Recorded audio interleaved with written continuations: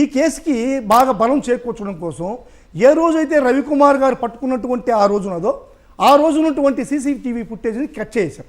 లేదు ఈరోజు మీకు టీటీడీలో ఆ సీసీ ఫుటేజ్ లేదు.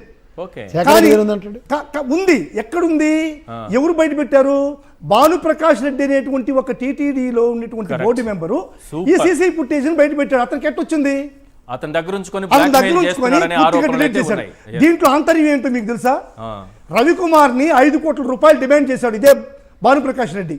ఈ సీసీటీవీ ఫుటేజ్ నేను బయట పెడతాను, మళ్ళా కేసు మొదలుకొస్తుంది, నువ్వు 5 కోట్ల రూపాయలు ఇస్తే నేను ఈ సీసీ ఫుటేజీని నేను బయట పెట్టను అని చెప్పినటువంటి డిమాండ్ చేశారు. అతను పరమ భక్తుడు కదా వెంకటేశ్వర స్వామికి. భక్తుడు సార్, నాటకాలు. నేను ఆయనకి 20 సంవత్సరాలుగా నేను కావాలా కుక్కని అంటున్నాడు. నిజంగా కుక్కే ఆయన. కావాలా కుక్క అంటే ఆయన ఏం వెంకటేశ్వర స్వామికి కావిలి కాసేటువంటి శక్తి సామర్థ్యాలు ఈ భానుప్రకాష్ రెడ్డి అనేకున్నాయా?